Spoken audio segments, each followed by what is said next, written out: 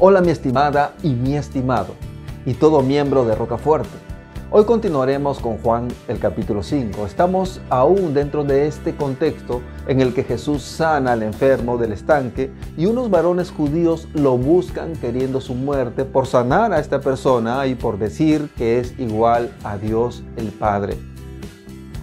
Después de dar grandes argumentos que demuestran que Jesús es igual al Padre, ahora dará otro grupo importante de argumentos y son los testigos que señalan a Jesús como el Salvador. Esos testigos son confiables para estos judíos y lo son también para nosotros. Dice el Señor en Juan 5:31, si yo doy testimonio acerca de mí mismo, mi testimonio no es verdadero. Otro es el que da testimonio acerca de mí, y sé que el testimonio que da de mí es verdadero. Estos testigos son Juan el Bautista. Él fue un profeta respetado por todo judío. El siguiente testigo son los milagros de Jesús, que para un judío es una señal innegable que aquel que hace el milagro es enviado de Dios y habla de parte de Dios. El siguiente testigo es Dios el Padre. Los judíos le reconocen como su Dios y creador de todo. Su palabra es verdad. Y el siguiente testigo es la Biblia. Las escrituras del Antiguo Testamento, que es revelación de Dios. Y el último testigo que se presenta, cerrando con broche de oro esta lista de gigantes, es Moisés.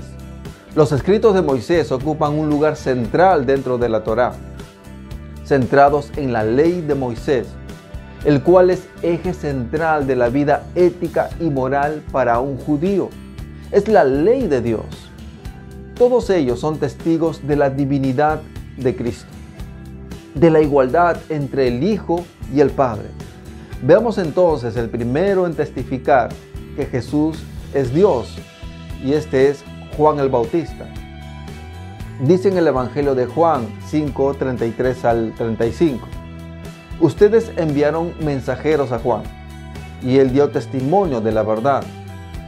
Yo no recibo el testimonio de ningún hombre, sino que digo esto para que ustedes sean salvos. Juan era una antorcha que ardía y alumbraba. Y por algún tiempo ustedes quisieron regocijarse en su luz. Estos judíos enviaron a sacerdotes y levitas para preguntar a Juan el Bautista quién era él. Ellos sabían que se llamaba Juan y que bautizaba a la gente, pero estos judíos estaban interesados en saber cuál era su rol, cuál era este lugar dentro del plan de Dios para Israel. No tenían dudas en que este hombre, que impactaba a todos con su mensaje, llamando al arrepentimiento y bautizando como señal de ese deseo de cambiar la forma de vivir, era una pieza importante dentro del plan de salvación que Dios prometía para Israel. En lo que estos judíos no estaban seguros era el lugar de Juan el Bautista. Les interesaba saber qué función tenía dentro de este plan de salvación y pensaron que tal vez él era el Mesías prometido, el Salvador. Pero Juan el Bautista confesó la verdad afirmando no ser el Mesías esperado. Su respuesta fue que él era una especie de letrero encargado de anunciar la llegada del Mesías. Él se encargó de preparar el camino para que los de Israel recibieran al Mesías prometido. Y su testimonio es muy claro y directo. Juan el Bautista dijo que Jesús es el Cordero de Dios, que quita el pecado del mundo. También dijo, ¿se acuerdan que les dije? Después de mí viene un varón, el cual es antes de mí, porque era primero que yo. Pues ese del que les hablé es Jesús. Más tarde, Juan el Bautista también dijo, y yo lo he visto, y he dado testimonio que este es el Hijo de Dios. Juan el Bautista dedicó su vida para anunciar la llegada del Salvador eterno, Jesucristo. Este varón, Juan, se entregó totalmente para que los de Israel conocieran al Salvador de sus vidas. Se entregó como una antorcha a ser quemada para poder mostrar la luz a los demás. Y mientras Él sufría el costo de esta entrega, el cual fue hasta la cárcel y luego la muerte, estos judíos y todo Israel se regocijaron de su luz. A lo largo de la historia, hubieron muchos hombres y mujeres que dedicaron su vida para que este mensaje, que Jesús, Dios con nosotros, es el Salvador. Este mensaje es muy valioso porque es el mensaje para vida eterna, así como Juan el Bautista. Estas personas lo sabían, y es por medio de estas vidas que se entregaron a sí mismas como antorchas para mostrarnos la luz, de la cual ahora nosotros nos regocijamos, porque hoy podemos conocer este mensaje de salvación, que es anunciado en tantas formas y por tantos medios. Y así como Juan, la vida de cada uno de ellos es un testimonio anunciando la verdad, que Jesús es Dios, el Hijo, quien se hizo hombre para nuestra salvación. Y la pregunta que debemos hacernos es si nosotros reconocemos ese testimonio como verdadero o no. No seamos como este grupo de varones, quienes tal vez por su orgullo de no reconocer que estaban equivocados, o tal vez por su legalismo frío e inhumano, o por su desconocimiento rechazaban a Jesús, a pesar de este gran testimonio de Juan el Bautista. De testimonios como el de Juan el Bautista, de vidas que fueron transformadas y renovadas, que entregaron sus vidas para anunciar el Evangelio, este mensaje que consiste en la salvación por medio de Cristo. El siguiente en testificar son los milagros de Jesús. Dice en Juan, el capítulo 5, el versículo 36, pero yo cuento con un testimonio mayor que el de Juan, y son las obras que el Padre me dio para que las llevara a cabo. Las obras mismas que yo hago son las que dan testimonio de mí y de que el Padre me ha enviado. Las obras de Jesucristo son pruebas ineludibles de quién es Él. Sus obras, como la de sanar a un leproso, la multiplicación de los peces y de los panes, o resucitar a un muerto con su propio poder, no son obras de un ser humano común. Debemos tomar en cuenta que el testimonio de sus obras fueron presentados a un grupo de personas contemporáneas a Jesús. Ellos podían investigar, estos judíos podían investigar cada uno de los milagros. Podían ir a entrevistar a cada persona que fue sanada o liberada por Jesús. Así como podían ir donde toda esta gente que comió de los panes y peces para corroborar qué sucedió. Podían ir a ver la tumba de donde Lázaro resucitó, interrogarle, y también a sus hermanas y a todos los que estaban presentes como testigos. En esa resurrección, ellos mismos eran testigos de ver a un hombre con una enfermedad incurable, que no podía movilizarse y que ahora estaba totalmente sano. Es increíble cómo es que la acusación contra Jesús y las pruebas para acusarle, que son este hombre sanado, son verdaderas pruebas que demuestran que Jesús es el Salvador, y no surgen de personas que estaban a favor de Jesús, sino más bien de personas que estaban en su contra. El hecho de que estos no pudieran negar la verdad de los milagros y que en su intento de acusarle respalden la veracidad de estos milagros, hacen que estas señales sean un poderoso e irrefutable testimonio para decir que Jesús es igual al Padre, que Jesús es Dios. ¿Y tú reconocerás a Jesús como tu Dios y Salvador? El siguiente testimonio es el de Dios el Padre. También el Padre que me envió ha dado testimonio de mí. Ustedes nunca han oído su voz, ni han visto su aspecto, ni tienen su palabra permanentemente en ustedes, porque a quien Él envió ustedes no le creen. Yo he venido en nombre de mi Padre, y ustedes no me reciben. Pero si otro viniera en su propio nombre, a este sí lo recibiría. Este es el tercer poderoso argumento, el testimonio del Padre. Recordemos el relato bíblico del nacimiento de Jesús. Ángeles enviados por el Padre fueron a anunciar a los pastores que había nacido el Hijo de Dios. Recordemos el evento del bautismo de Jesús, cuando el Espíritu Santo se manifestó en forma de paloma y se oyó la voz del Padre que decía: tú eres mi Hijo amado, en ti, en quien me complazco. Otro evento en el que el Padre se manifiesta es después de que Jesús entra a Jerusalén. ¿Se acuerdan de aquel relato en el que Jesús es recibido en Jerusalén por la gente con ramas, mientras anunciaban: bendito el que viene en el nombre del Señor, el Rey de Israel? Luego de entrar a esta ciudad, en su entrada triunfal, Jesucristo dijo: Padre, glorifica tu nombre. En ese momento vino una voz del cielo que dijo: lo he glorificado y volveré a glorificarlo.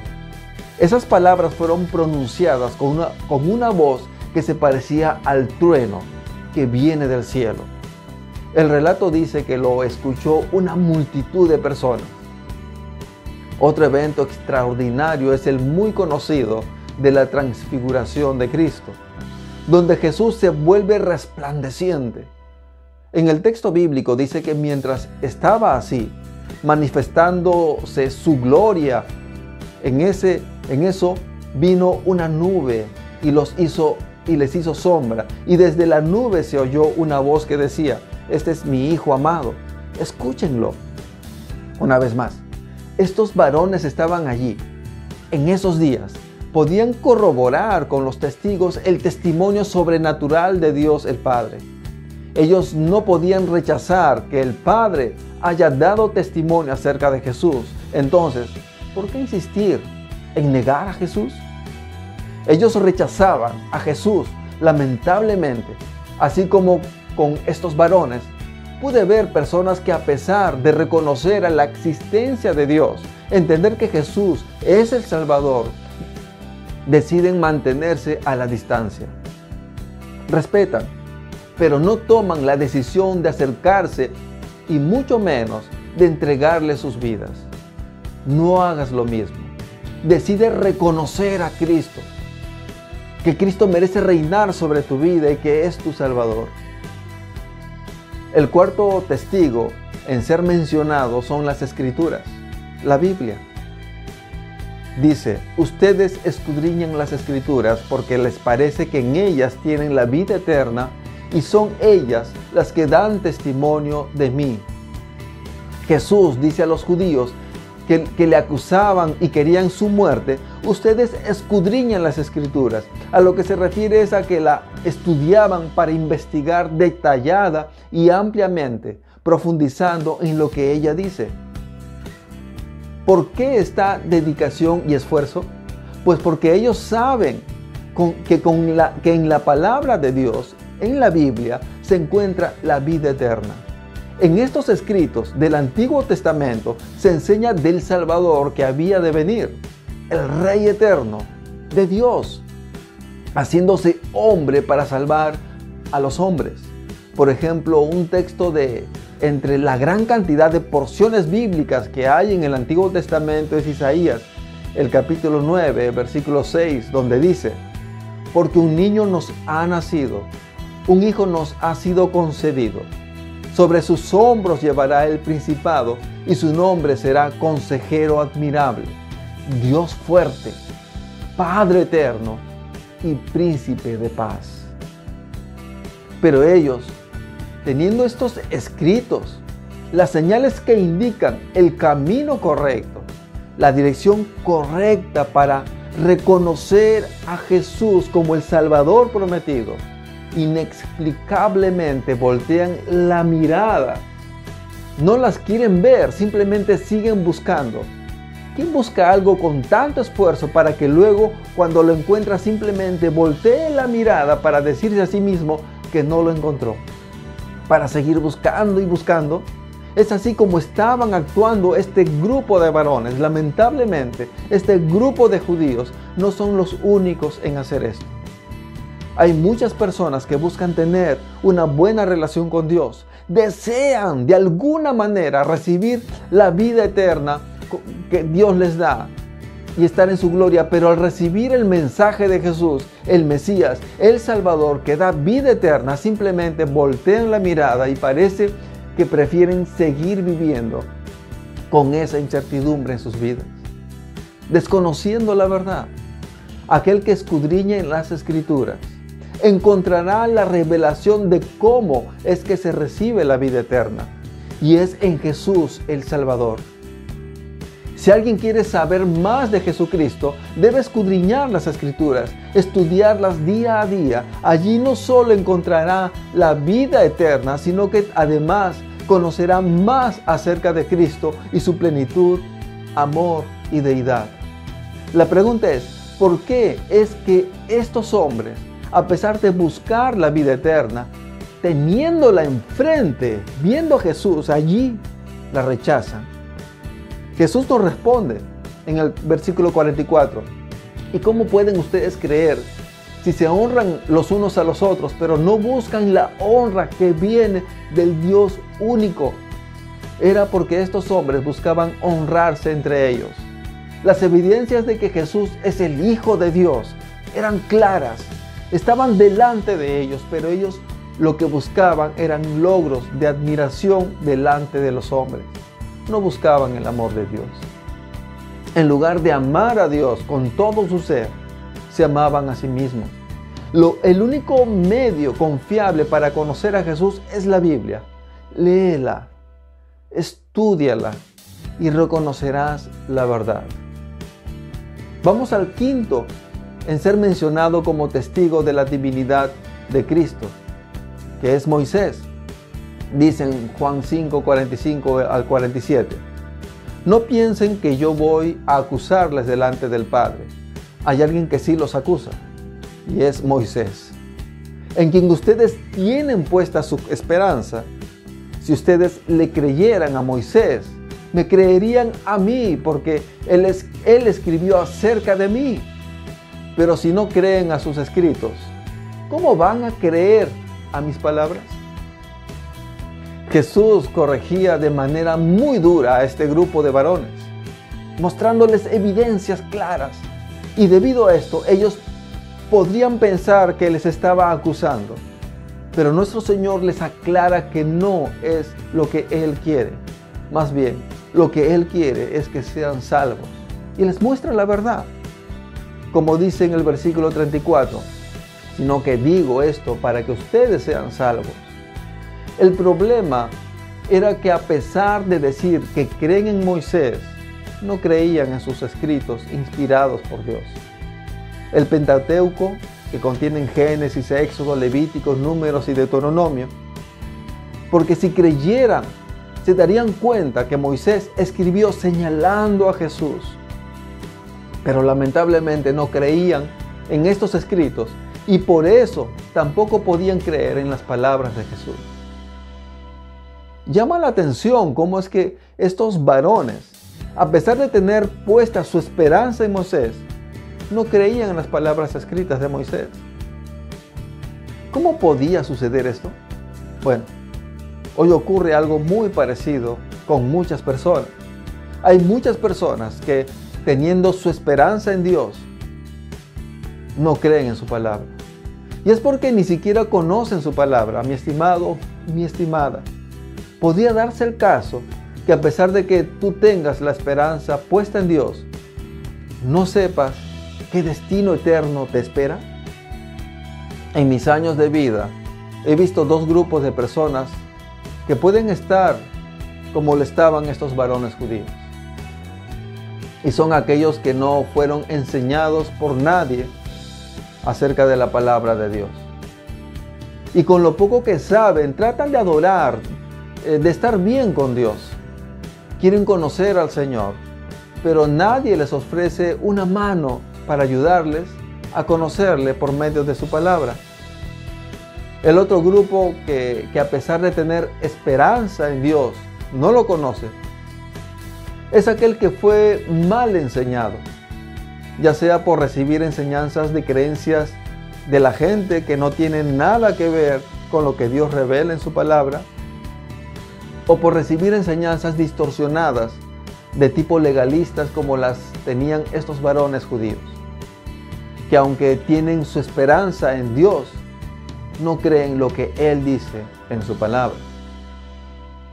Por ejemplo, en 1 de Juan 5:11 dice, la palabra de Dios dice que aquel que entregó su vida a Jesús ahora, en el presente, ya tiene la vida eterna. Sí, eso dice. Y este es el testimonio que Dios nos ha dado, vida eterna. Y esta vida está en su Hijo. El que tiene al Hijo, tiene la vida. El que no tiene al Hijo de Dios, no tiene la vida. En ambos grupos, en los que conocen la Biblia y los que fueron mal enseñados, el resultado es el mismo. Viven con incertidumbre respecto a su destino eterno. No saben qué sucederá después que mueran. No están seguros si estarán eternamente en la gloria de Dios o no. Tampoco saben y no tienen las herramientas para tener una vida en santidad. Si tu caso es alguno de estos, me ofrezco para acompañarte a que conozcas a Dios por medio de la Biblia, siguiendo solo lo que dice en la Biblia, para que conozcas del destino eterno que Él te tiene preparado, de cómo tener una relación directa y personal con Él, gozando de su perdón y de su amor, ese amor que sana tus heridas en el corazón, para que con certeza sepas en cuanto a tu existencia, de dónde es que vienes, sepas el propósito de tu vida y de la meta de tu vida y aprendas a vivir de acuerdo a la voluntad del Señor, para que experimentes ese perdón que te libera de una mala conciencia. Envía un mensaje al Facebook de Rocafuerte o a mí para coordinar para que Ronnie, Pedro o yo, los ancianos de Rocafuerte, te guiemos en conocer lo que dice la Biblia acerca de Jesús, la salvación que ofrece el Señor darte a ti y en cómo vivir en armonía con el Señor. Que nuestro Dios Padre te bendiga.